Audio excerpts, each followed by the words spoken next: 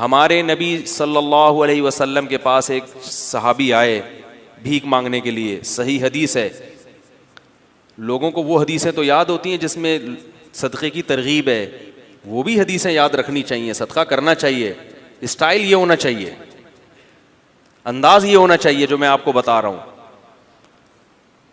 सहाबी आए, अंसारी सहाबी, अर्ज़ किया या रसूल अल्लाह घर में क्या है? फाक़े, कुछ भी नहीं है खाने को। वो वाकई बेचारे मुस्तहिक थे, उन्हें तो नबी वैसे ही दे देते ना, वो झूठ थोड़ी बोल रहे थे नबी की खिदमत में आके। कुछ भी नहीं है घर में। आपने फरमाया कुछ तो होगा, सब सहाबा बैठे हुए हैं, कुछ तो होगा। फरमाया सिर्फ एक प्याला है। जाहिर है वो प्याला है जिसमें डाल के खाना खाते हैं, वही अगर बेच दें तो खाना आएगा तो प्लेट ही नहीं रहेगी घर में, बर्तन ही नहीं रहेगा। आप सल्लल्लाहु अलैहि वसल्लम फरमाया वो प्याला उठा के ले आओ। क्या करो? ये हदीस तो प्याले के बारे में, आपने जब किसी को देखना है तो आपने अपने हिसाब से उससे इंटरव्यू लेके, ये नहीं कि प्याला उठा के ले आओ क्योंकि हदीस में आ रहा है। अब क्या है कि रसूलुल्लाह सल्लल्लाहु अलैहि वसल्लम ने उनसे कहा कि जाओ क्या लेकर आओ? प्याला। वो ले आओ उठा।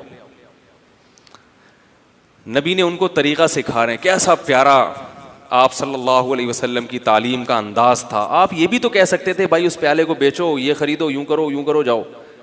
तो आपने मुअल्लिम को भी बता दिया कि तुमने गरीब को सही रास्ता भी दिखाना है और उसके साथ इस रास्ते में ताउन भी करना है। वो बेचारा कॉन्फिडेंस नहीं होता, आपने उसको समझा के निकल लिए, वो कंफ्यूज है, यार मैंने क्या करना है। हर आदमी में कॉन्फिडेंस नहीं होता, कुव्वत फैसला नहीं। तो आपने बता दिया कि उसके साथ ताउन करना है, उसकी हौसला अफजाई करनी है।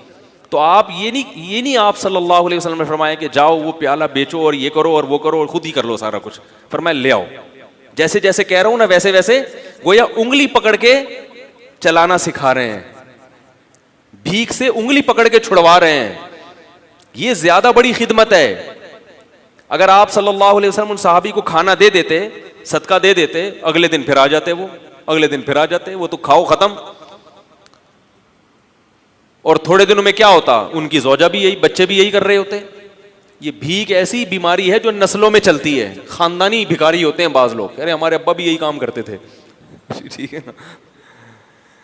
तो नबी सल्लल्लाहु अलैहि वसल्लम ने फरमाया जाओ प्याला उठा के ले आओ।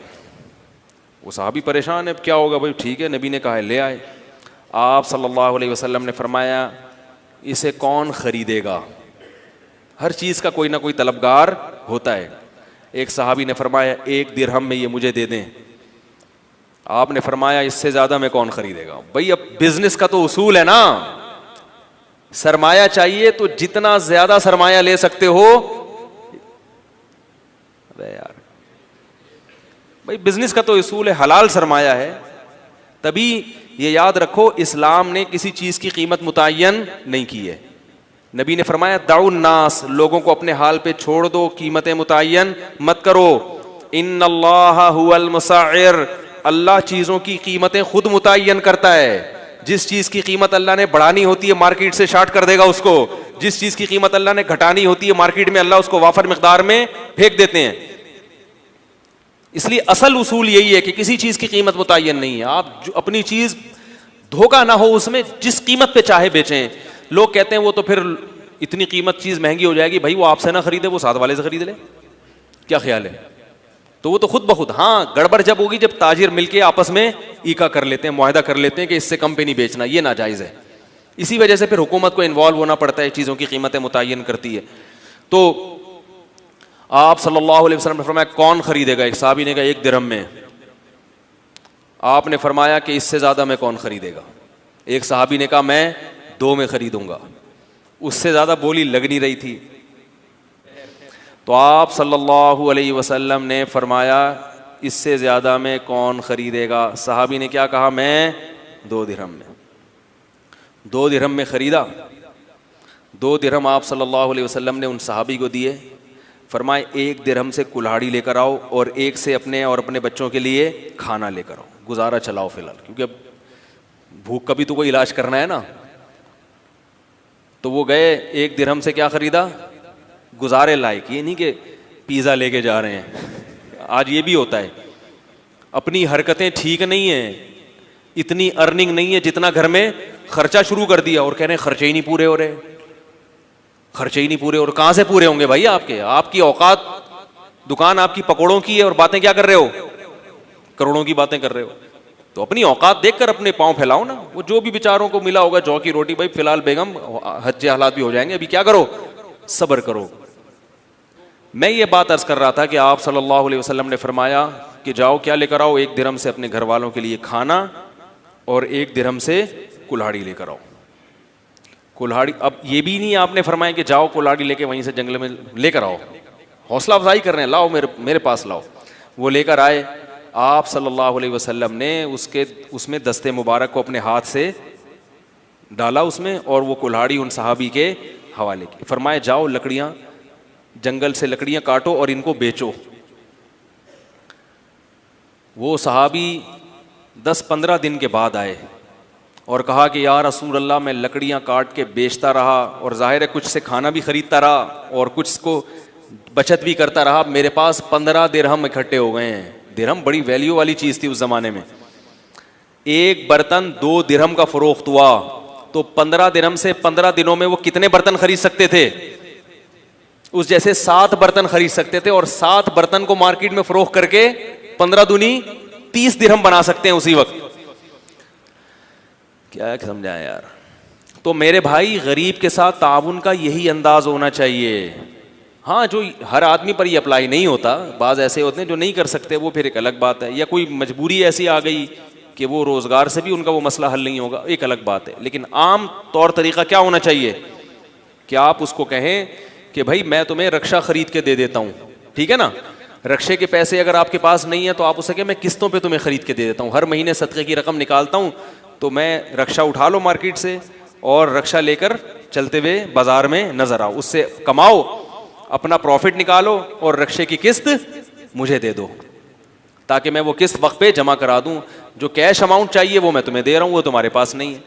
तो हाथ पांव हिलवाएं गरीबों के। मेरी अपनी आदत क्या है कि मैं अक्सर मैं कभी भी कोशिश करता हूं किसी भीख मांगने वाले को नहीं दूं, इल्ला ये कि जब 100% इत्मीनान हो जाए कि वाकई ये मुस्तहिक है और कुछ कर नहीं सकता, वो एक अलग बात। मैं जब मेरे पास भी लोग कुछ सदक़े वगैरह के पैसे भेजते हैं, कुछ मैं अपनी तरफ से भी सदका करता हूं, तो मैं किसी मजदूर को तलाश करता हूं, क्योंकि ये पता है कि ये बेचारा अगर मालदार होता तो इतनी टफ मजदूरी, बोलो भाई, ना कर रहा होता। ये मालदार नहीं है तो ये मजदूरी कर रहा है। नंबर 2, ये आदमी लालची नहीं है। लालची होता तो मेहनत गड़ा थोड़ी खोद रहा होता, वो रक्षा थोड़ी चला रहा होता। तो ऐसे आदमी को बगैर मांगे दे दो, और सरसरी गौर करो कि ज़कात का मुस्तहिक है या नहीं। अगर लग रहा है तो ज़कात भी दे सकते हैं उसको, नहीं तो सदका तो बहरहाल, सदक़े में तो ये कोई कानून नहीं है, सदका तो मालदार को भी दिया जा सकता है, तो गरीब को क्यों नहीं दिया जा सकता? वो तो और ज़्यादा सवाब है उसमें।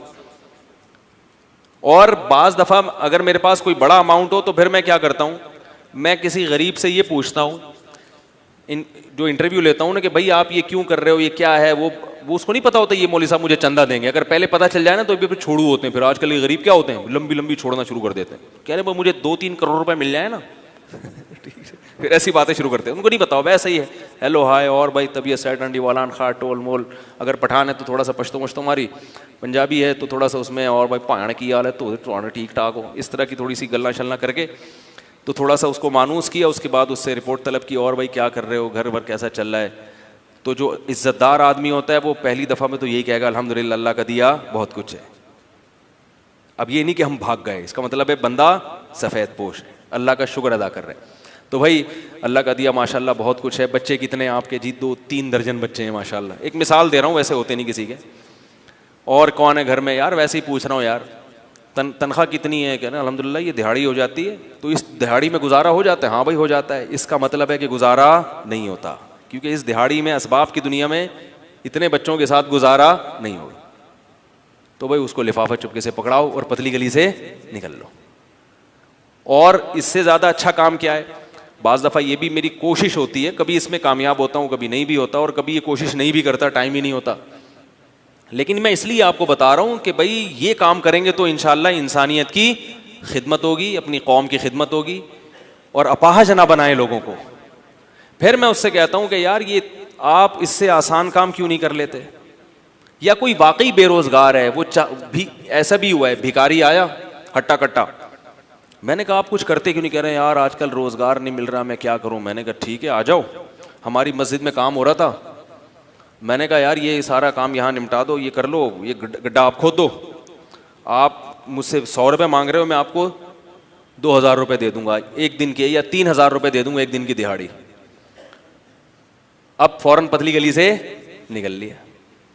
भाई जब आप हट्टे कट्टे हो, आपकी बॉडी से लग रहा है कि आप कुदाल किसी के सर पे भी मार सकते हो, इतनी ताकत है, भाई क्या करना है? अपाहज आदमी अल्लाह को पसंद नहीं है, और अपाहज बनाने वाले लोग भी अल्लाह को पसंद नहीं है।